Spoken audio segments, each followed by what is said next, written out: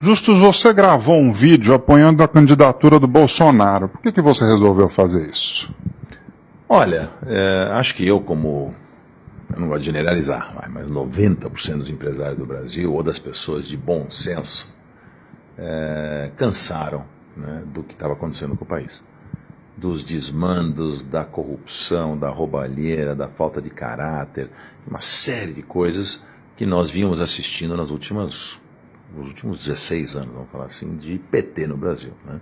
Desde o Lula, do início, que acabou navegando, surfando um pouco em ondas favoráveis do mundo, então a economia deu uma respirada boa no início, mas depois esse aparelhamento do Estado e tudo que eles fizeram e a forma como eles, dos mensalões aos petrolões, a tudo que a gente assistiu, não dava mais. Era vontade de sumir desse país ou de mudar desse país.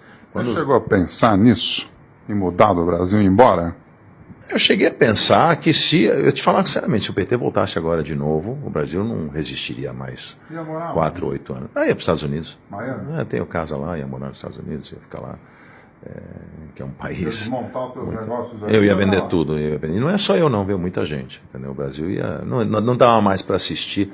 Se entrasse o Haddad e voltasse, soltarem o Lula e começasse tudo de novo, não dá mais. Já chegamos no limite do limite, já longe demais até.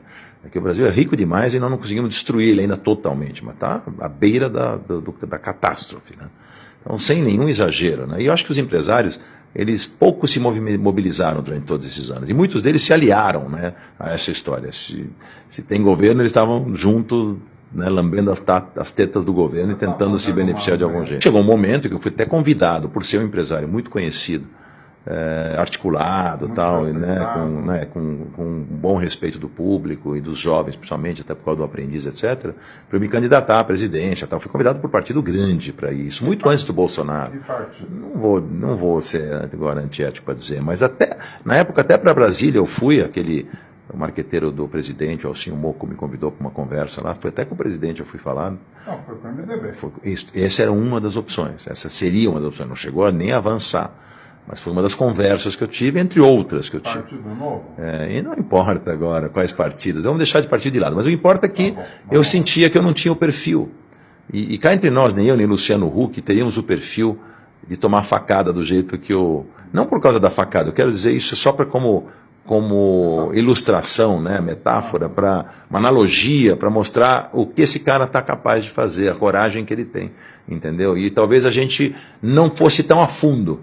O Brasil precisava, e ainda precisa, porque ainda não aconteceu, de uma chacoalhada fortíssima, né? É uma coisa assim, de um choque assim, que fizesse a diferença. E o que ele está fazendo é isso. Não a extrema-direita, ninguém está falando disso, nem o fascismo, nada, porque ele não é nada disso. Né? Quando eu comecei a perceber quem realmente o Bolsonaro é, o boa gente que ele é, as boas intenções que ele tem, pesquisando a fundo ele, tira as frases polêmicas, as bobagens ditas no passado, às vezes num estresse que talvez qualquer um de nós na situação faria parecido, né, como foi no caso com a deputada, chamando ele de estuprador, defendendo o champinho, assassino, tal. O cara falou, olha, a senhora nem merece ser estuprada. É terrível, é uma fase muito infeliz. Tenho certeza que ele pode ter se arrependido, porque um erro nunca justifica o outro. Mas ele é uma pessoa que, só de olhar a equipe econômica, o Paulo Guedes, com quem eu tive pessoalmente, tudo que ele está fazendo, é de uma alegria, de um alívio para todos nós do que vai acontecer com esse país. Você vê os investimentos voltando, a confiança voltando, o Brasil começa a respirar ares totalmente diferentes, né? A diminuição do Estado que eles querem proporcionar, as privatizações, né? As reformas da Previdência, a reforma tributária, a reforma política, enfim, toda a forma diferente, a força que eles querem com tolerância zero com a criminalidade, a redução da maioridade penal. E eu vi que você vai me perguntar se eu sempre fui... Tá olhando minhas perguntas? Na sua pergunta. Eu já vou responder. Eu não era Bolsonaro. Eu pensei em votar no Geraldo Alckmin. Eu pensei em votar no Geraldo Alckmin, porque o Geraldo me parecia nessa transição alguém mais equilibrado, entendeu?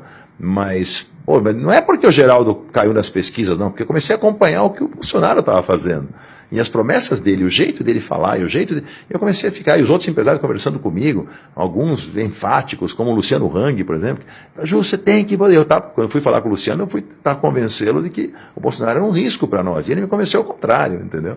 Aí eu comecei a ficar fã do cara, entendeu? Aí eu falei, quer saber, agora está na hora de eu me posicionar. No segundo turno, eu fui lá e me posicionei, estou dizendo, por que eu vou votar? Gravei um vídeo, viralizou pra caramba. O próprio presidente, futuro presidente agradeceu. Eu não acho que colocar a sua visão, por que eu tenho medo dos esquerdistas malucos? O que eles vão falar? Pode criticar à vontade, eu tenho que ser honesto, né? O que os haters falaram nos comentários? Falam sempre que burguesinho, porque milionário, para vocês empresários vai ficar bom. É isso que eles falam. É uma conversa fiada, né, de partidos e grupelhos que apoiam a ditadura da Venezuela. Vão falar da ditadura do Bolsonaro, da ditadura militar no Brasil, que nem se compara. A ditadura militar no Brasil, a qual eu não defendo, apesar acho que ela entrou num bom momento, mas demorou para sair, devia ter durado talvez 2 anos e acabou, já teria que ter uma eleição. Os militares precisam ter realmente tomado o poder porque o comunismo estava se instalando no Brasil, e aí botar ordem na casa e aí sair fora, o que não podia ter durado até 1900 e não sei quanto, de 64 a 80, não tem cabimento. Então isso é uma coisa exagerada, não tinha nada a ver.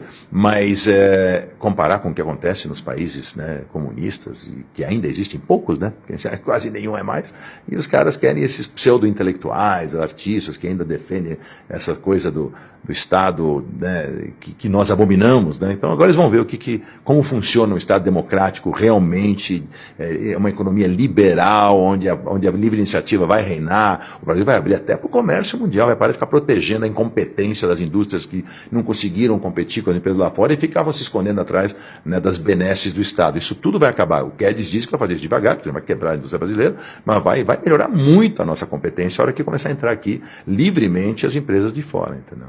Justus, depois que você se posicionou publicamente apoiando o Bolsonaro, você perdeu fãs, seguidores? Não estou nem um pouco preocupado com isso. Eu estou muito mais preocupado em ter sido decente, honesto com meus princípios e com o meu país, dizendo o que eu sinto, o que eu penso, do que se eu vou ter mais ou menos seguidor. Isso não muda nada na minha vida. O que você achou do movimento Ele Não, feito por diversos artistas, cantores e apresentadores? Ridículo. Achei simplesmente ridículo. Eu primeiro respeito a opinião de todo mundo. Acho que tem direito, mas as pessoas estavam mal informadas, as pessoas estavam contaminadas. Não é possível que esses artistas, esses Chico Buarques da vida, não perceberam o que aconteceu com o Brasil, que não tenham visto tudo o que o PT e o que esses partidos de esquerda fizeram por esse país, as invasões de terra, as invasões, sabe, isso é tão antidemocrático, é tão absurdo, né? Os direitos, falam em homofobia, falam uma série de coisas. É tão absurdo o que estava acontecendo no Brasil, principalmente do lado da economia e da ética e dos costumes, né? Que não tem sentido. O Brasil descambou para vale tudo, nada pode mais falar, tudo agora é o politicamente correto. Tal.